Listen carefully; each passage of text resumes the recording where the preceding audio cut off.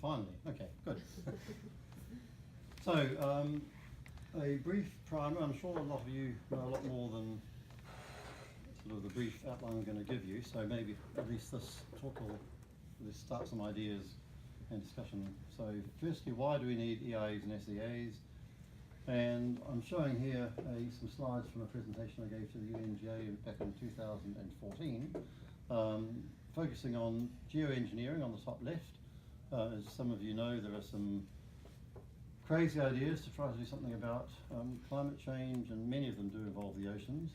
And while there is some theoretical capacity in the London Convention Protocol for scientific study, right now there is no overall place that you can do an EIA and put in measures to control the effects on the ocean. And other ideas from sea setting, these ideas to have avoid taxes and put your home in the high seas. A lot of proposals for ocean-based seaweed carriers and other similar ideas. These are things which would grow and then uptake CO2, is the basic idea.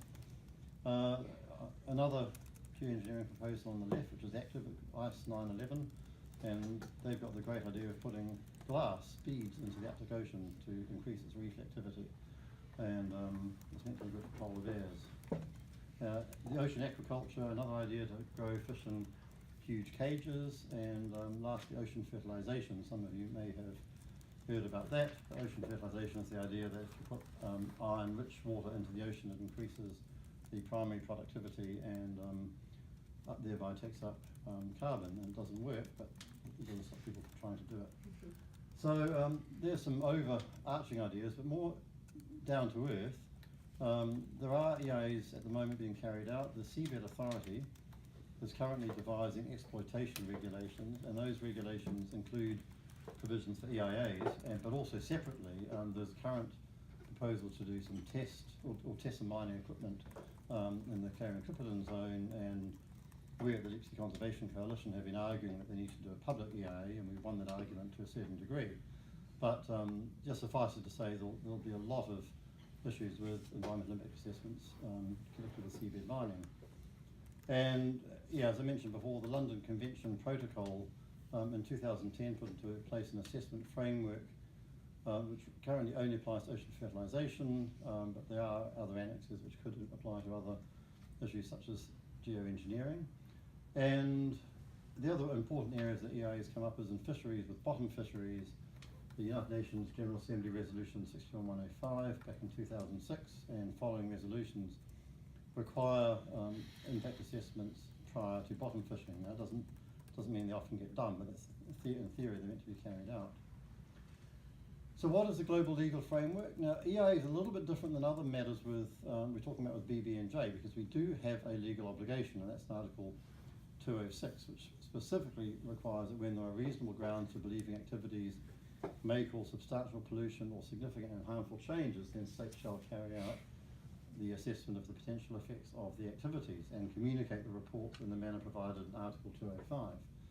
Now, that is important because, with respect to the last paragraph, there is no manner provided in Article 205, nor is there an organisation to report to, and that's really the nub of the problem, because while there's a legal obligation to conduct EIAs, there is no international framework by which these shall be carried out.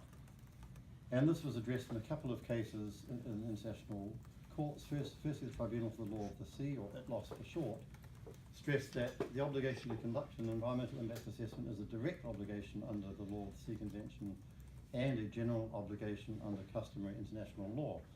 So those of you familiar with international law would appreciate that as a strong provision, or a strong statement. However, in the International Court of Justice, in a case about a pulp mill on the River Uruguay, again said it may now be considered a requirement under general international law to undertake an EIA in certain circumstances, but then they went on to say that it must be observed that general international law does not specify the scope and content of an environmental impact assessment.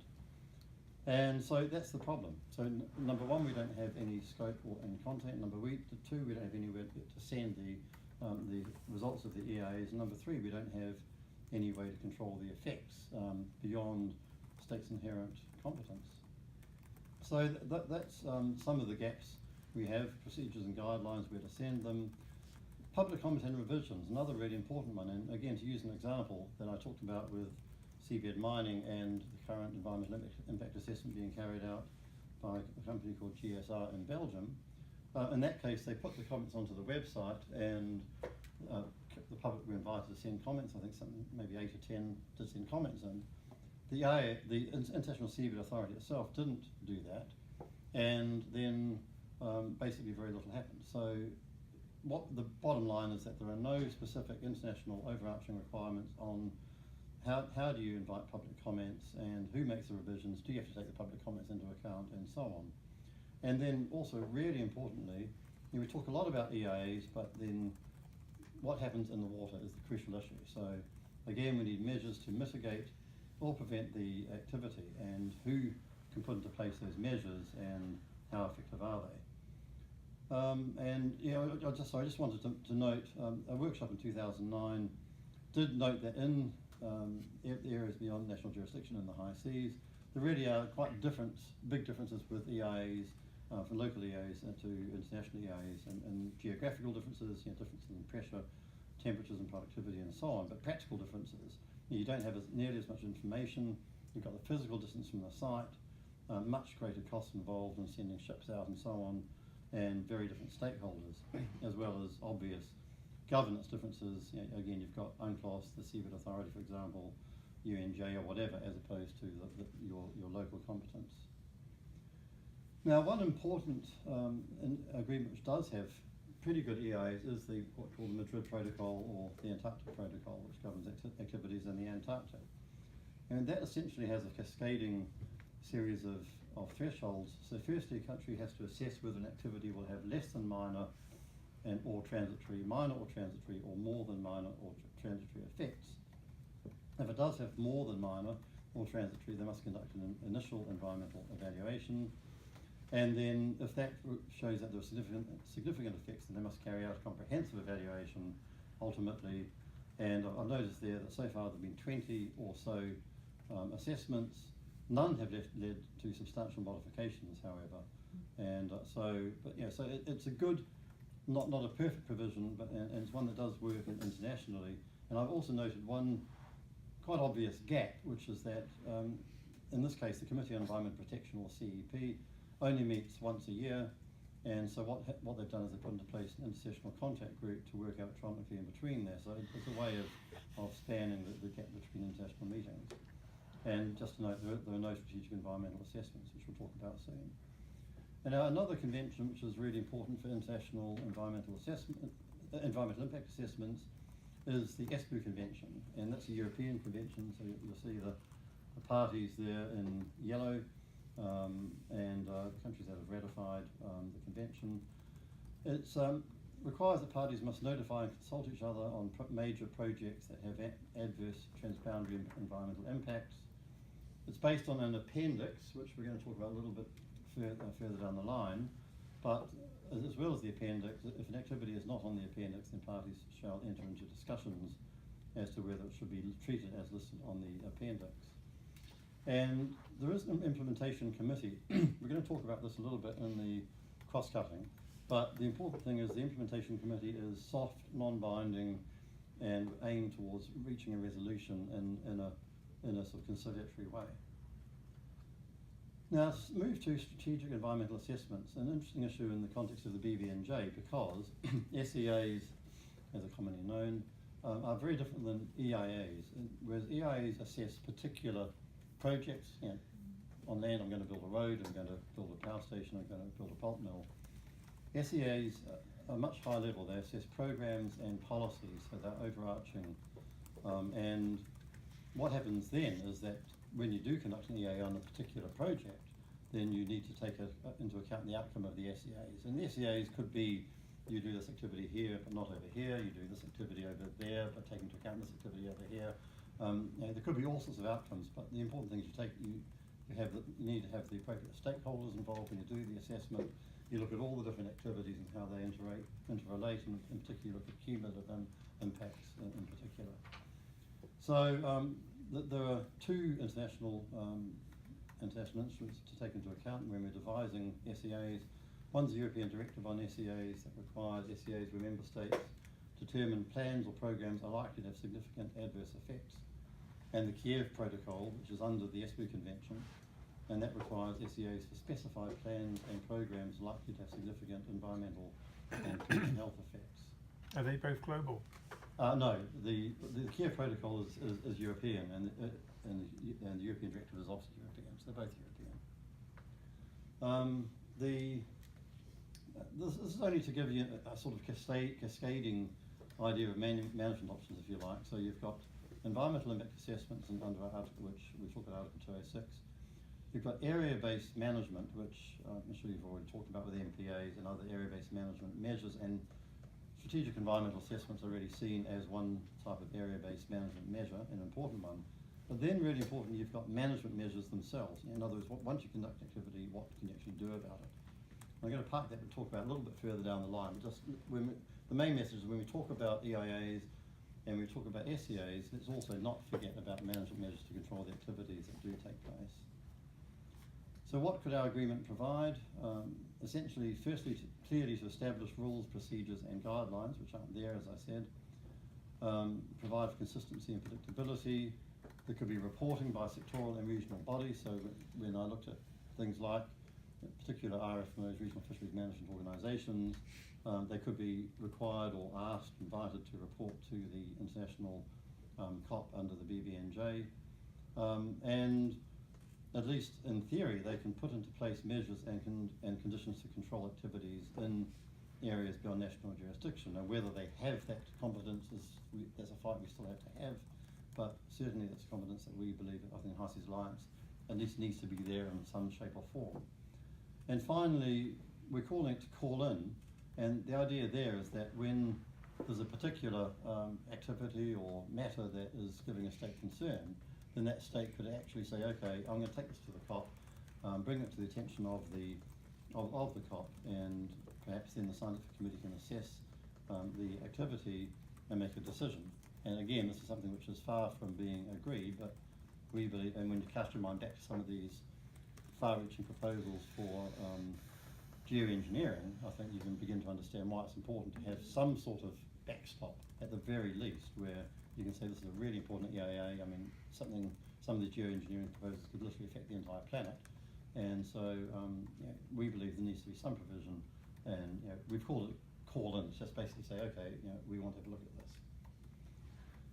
Now, what are some of the issues that arise under the agreement that are still being thrown around? Firstly, whether the test for an EIA is effects-based against activity-based, and what that means in simple terms, if you've got an activity, for example, in your exclusive economic zone, which may affect the high seas, then do they have to take into account that activity because it may affect the high seas?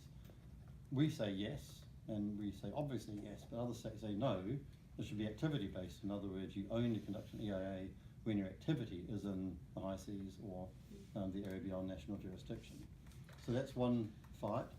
The second fight is, what is the threshold for conducting an EIA? The obvious one is under the Article 206, significant and harmful changes. We believe that the test of more than minor or transitory under the Madrid Protocol has stood the test of time and can be seen as being equivalent to significant and harmful, but is a more specific way to be able to assess whether the activity does pass the threshold. So that the High Seas Alliance has settled on more than minor or transitory as a test that we want. Now, who conducts them? Is it just flag states and perhaps nationals, which is what the default would be, or the test under the Madrid Protocol, which includes the country the activity is organised in or left from? And that's important because you don't want a flag of convenience. You don't want to be able to simply say, okay, I'm going to get a flag from Panama or Vanuatu or whatever and carry out the activity.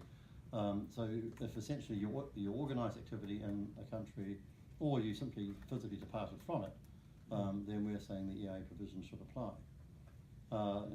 Then, as I said, we'll have the power to call in applications and control activities, pretty important. And another important issue is, will there be a list or do you have to simply pass the threshold? That's a difficult issue. The High Seas Alliance, we believe that a threshold is a better test for the simple reason that, number one, as you'll see from the initial slide I showed, the kind of activities are few and far between at the moment that you're going to apply them to, so it's going to be hard to devise a list. Secondly, lists tend to be quite hard to amend, so if your activity is not on the list, then it'll escape until you amend that list. So our preference would be to have a threshold, and then basically, if it is assessed that your activity will have more than a minor effect, then simply the EIA provisions will apply automatically. And then the other tricky question is, what will be the relationship with global and sectoral bodies such as the Seabed Authority, the IMO, the International Maritime Organization, and regional fishery management organizations? Will it be a coordination and reporting, which is kind of the least you would expect really, or will there be some sort of direct control, or what will that mechanism be? So will it be, again, a sort of horizontal coordination, coordinate amongst yourselves and try to achieve these things, or will it be a more specific top-down approach? So just putting together what we've been talking about, again, screening and scoping. You look at whether activity will have more than minor transitory effects. You conduct the assessment and with full transparency and with publicity, putting everything on the web, and then you make a decision on it and put into place provisions for monitoring, compliance and enforcement, so that you know exactly what is happening and whether you are having significant adverse impacts. And the next few slides simply to drill down a little bit more. Before the last Intergovernmental Conference, IGC, there are the President put some questions down as to what should be the answers to these questions, and so these are the answers that High Seas Alliance came up with. So there'll be a little bit of a crossover of what we've just talked about. So the first one was what kind of arrangements will be necessary to operationalise EIA-related provisions, and we said the obligation to conduct EIAs should rest with the state exercising jurisdiction control, as I said, by reason of flag nationality or beneficial ownership, or in which the proposed activity is organised or from which it proceeds. The next question was, what is the relationship between EIA processes under relevant instruments, frameworks and bodies? This tricky question is how it relates to sectoral and regional bodies. And we suggested that, again, it should set global standards and minimum requirements for EIAs to ensure that EIAs are consistent across sectors, and they should provide a mechanism whereby a state may request a review, which is what we call about the call-in, and that they should establish procedures under which a scientific committee makes recommendations to the COP. And the next one was, what are the thresholds and criteria? As I said, we suggest more minor or transitory effects are considered to have significant effects, and then should there be a list or threshold? We said there should be a threshold regardless of whether the list is developed or not. That's another way of doing what I just suggested. If there is going to be a list, then have a subsidiary threshold underneath that. But I think on balance we believe that the simple way of approaching is simply to have a threshold approach. And again, what is the threshold? We talked about the first one, and the list, and cumulative impacts. Very, very important to take into account cumulative impacts, particularly when you talk about climate change, ocean acidification, and other activities. And for example, in the Seabed Authority, when we talk about cumulative impacts, you may be talking about impacts from fishing, deep sea fishing boats. You may be talking about impacts on climate change, impacts from climate change. We're learning more and more that deep sea has really important role in taking and storing carbon, for example. So, what are the other activities that are relevant, and what are the relevant considerations with ocean acidification as well.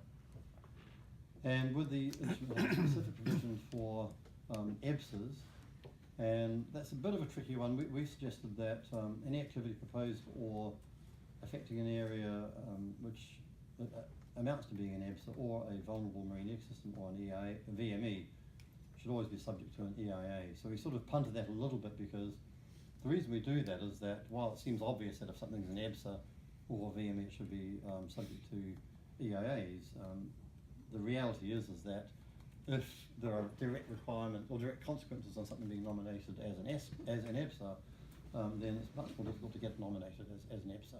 So right now at the moment, EIAS+SEAs are, don't carry any specific management criteria or requirements, and so we sort of left that one hanging a little bit. Yep, so we talked about that. Strategic environmental assessments, I think we've talked about that. The only thing to add is we said the SEA should be initiated by the COP at the proposal of the state party, and then can be carried forward by the scientific committee. Now, it's SEAs, they're a strange beast because not many people really understand what they are. So even China, for example, we were at a meeting about 3 or 4 weeks ago, and the Chinese delegation said, yeah, we're not kind of against SEAs, we don't really know what they are, so we need to know more about it. So it's something that we just need to, I think, educate a little bit more about it, and just make sure the provision gets in there. And again, what are the follow-up results of strategic environmental assessment?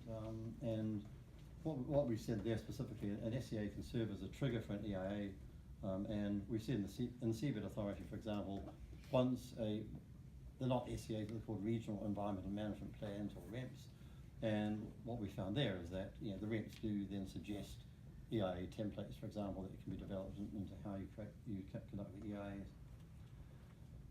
And some definitions, I'm not sure we need to go into those specifically, as what's an environmental impact assessment, what's an impact, and what's an SEA. I think we've talked about most of those. And principles and approaches. Yeah, I mean, my view, and I think probably the view of the High Seas Alliance, is that the principles are better included in the agreement at the top. We're going to talk about it a little bit when we talk about cross-cutting, but specifically principles and approaches relevant to EIAs, we said include precautionary principle, ecosystem-based management, transparency and stewardship, as well as others, and best scientific information as well as transparency. And lastly, how would the instrument set out the obligation of states to cooperate? And here we set out the global, hybrid, and regional approaches, and I think just to highlight, we do prefer the global approach, where the scientific committee reviews EIAs and SEAs, makes recommendations to the COP about conditions needed, and the COP can decide whether an activity can proceed under what conditions. But if you do end up with a hybrid approach, then you've got a scientific committee developing, managing a pool of experts, and the kind of call-in approach we talked about, where the EIAs may be reviewed by a committee and be called in by a state party. And then the weakest being regional is simply that it's almost a status quo, that the SEAs and EIAs are carried out or are not carried out by regional or sectoral bodies, and they simply report to the COP. So I think that's all we have on that one. I guess we're talking about questions.